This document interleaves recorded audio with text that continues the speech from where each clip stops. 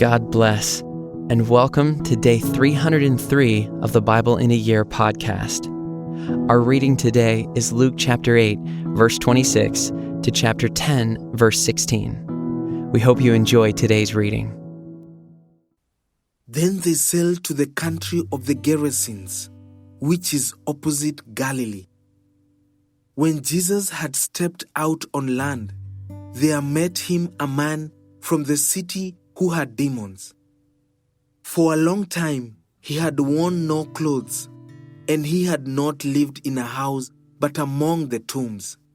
When he saw Jesus, he cried out and fell down before him, and said with a loud voice, "What have you to do with me, Jesus, Son of the Most High God?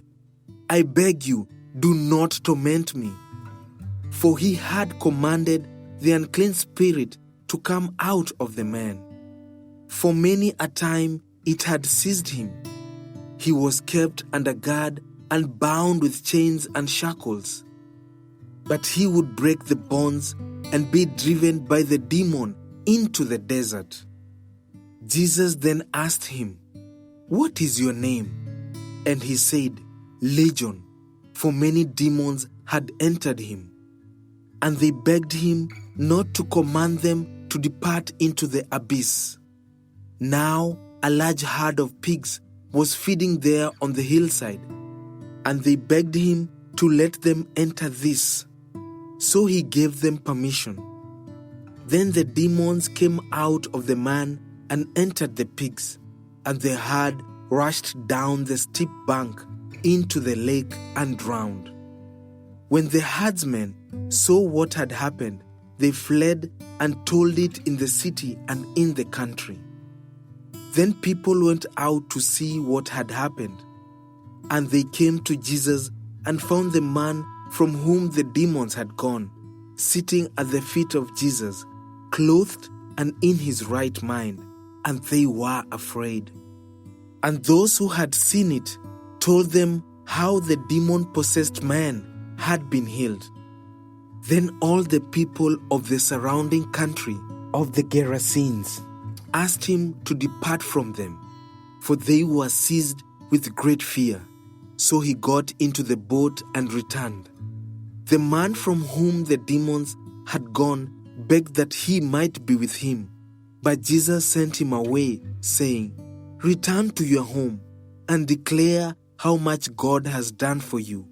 And he went away, proclaiming throughout the whole city how much Jesus had done for him.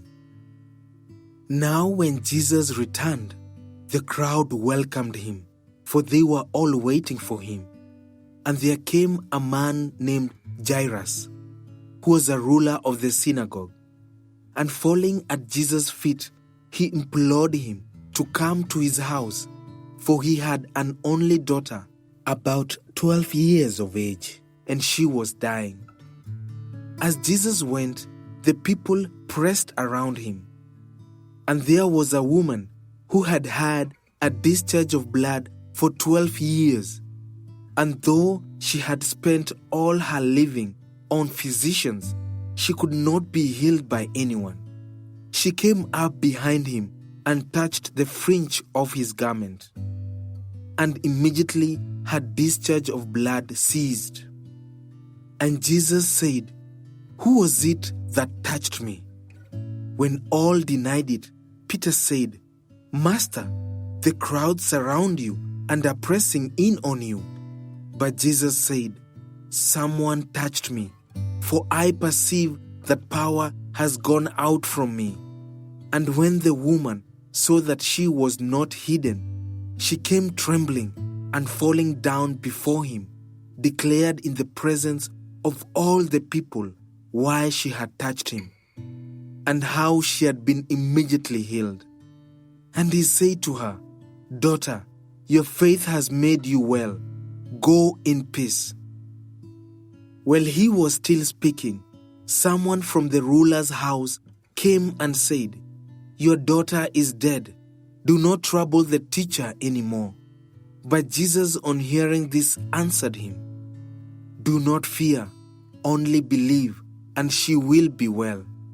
And when he came to the house, he allowed no one to enter with him, except Peter and John and James, and the father and mother of the child. And all were weeping and mourning for her. But he said, "Do not weep, for she is not dead, but sleeping." And they laughed at him, knowing that she was dead. But taking her by the hand, he called, saying, "Child, arise." And her spirit returned, and she got up at once. And he directed that something should be given her to eat. And her parents were amazed, but he charged them to tell no one what had happened. And he called the 12 together and gave them power and authority over all demons and to cure diseases. And he sent them out to proclaim the kingdom of God and to heal. And he said to them, "Take nothing for your journey, nor staff, nor bag, nor bread, nor money, and do not have 2 tunics. And whatever house you enter, stay there, and from there depart. And wherever they do not receive you, when you leave that town, shake off the dust from your feet as a testimony against them." And they departed and went through the villages, preaching the gospel and healing everywhere. Now Herod the Tetrarch heard about all that was happening, and he was perplexed, because it was said by some that John had been raised from the dead, by some that Elijah had appeared, and by others that one of the prophets of old had risen. Herod said, "John I beheaded, but who is this about whom I hear such things?" And he sought to see him. On their return, the apostles told him all that they had done. And he took them and withdrew apart to a town called Bethsaida. When the crowds learned it, they followed him, and he welcomed them and spoke to them of the kingdom of God and cured those who had need of healing. Now the day began to wear away, and the 12 came and said to him, "Send the crowd away to go into the surrounding villages and countryside to find lodging and get provisions, for we are here in a desolate place." But he said to them, "You give them something to eat." They said, "We have no more than 5 loaves and 2 fish, unless we are to go and buy food for all these people." For there were about 5,000 men. And he said to his disciples, "Have them sit down in groups of about 50 each." And they did so, and had them all sit down. And taking the 5 loaves and the 2 fish, he looked up to heaven and said a blessing over them. Then he broke the loaves and gave them to the disciples to set before the crowd. And they all ate and were satisfied. And what was left over was picked up, 12 baskets of broken pieces. Now it happened that as he was praying alone, the disciples were with him, and he asked them, "Who do the crowd say that I am?" And they answered, "John the Baptist, but others say Elijah, and others that one of the prophets of old has risen." Then he said to them, "But who do you say that I am?" And Peter answered, "The Christ of God." And he strictly charged and commanded them to tell this to no one, saying, "The Son of Man must suffer many things and be rejected by the elders and chief priests and scribes, and be killed, and on the 3rd day be raised." And he said to all, "If anyone would come after me, let him deny himself and take up his cross daily and follow me. For whoever would save his life will lose it, but whoever loses his life for my sake will save it. For what does it profit a man if he gains the whole world and loses or forfeits himself. For whoever is ashamed of me and of my words, of him will the Son of Man be ashamed when he comes in his glory, and the glory of the Father and of the holy angels. But I tell you truly, there are some standing here who will not taste death until they see the kingdom of God." Now about 8 days after these sayings, he took with him Peter and John and James and went up on the mountain to pray. And as he was praying, the appearance of his face was altered, and his clothing became dazzling white. And behold, 2 men were talking with him, Moses and Elijah, who appeared in glory and spoke of his departure, which he was about to accomplish at Jerusalem. Now Peter and those who were with him were heavy with sleep, but when they became fully awake, they saw his glory and the 2 men who stood with him. And as the men were parting from him, Peter said to Jesus, "Master, it is good that we are here. Let us make 3 tents, one for you, and one for Moses, and one for Elijah," not knowing what he said. As he was saying these things, a cloud came and overshadowed them, and they were afraid as they entered the cloud. And a voice came out of the cloud, saying, "This is my Son, my chosen one. Listen to him." And when the voice had spoken, Jesus was found alone, and they kept silent and told no one in those days anything of what they had seen. On the next day, when they had come down from the mountain, a great crowd met him, and behold, a man from the crowd cried out, "Teacher, I beg you to look at my son, for he is my only child, and behold, a spirit seizes him, and he suddenly cries out. It convulses him, so that he foams at the mouth, and shatters him, and will hardly leave him. And I begged your disciples to cast it out, but they could not." Jesus answered, "O faithless and twisted generation, how long am I to be with you and bear with you? Bring your son here." While he was coming, the demon threw him to the ground and convulsed him. But Jesus rebuked the unclean spirit and healed the boy, and gave him back to his father. And all were astonished at the majesty of God.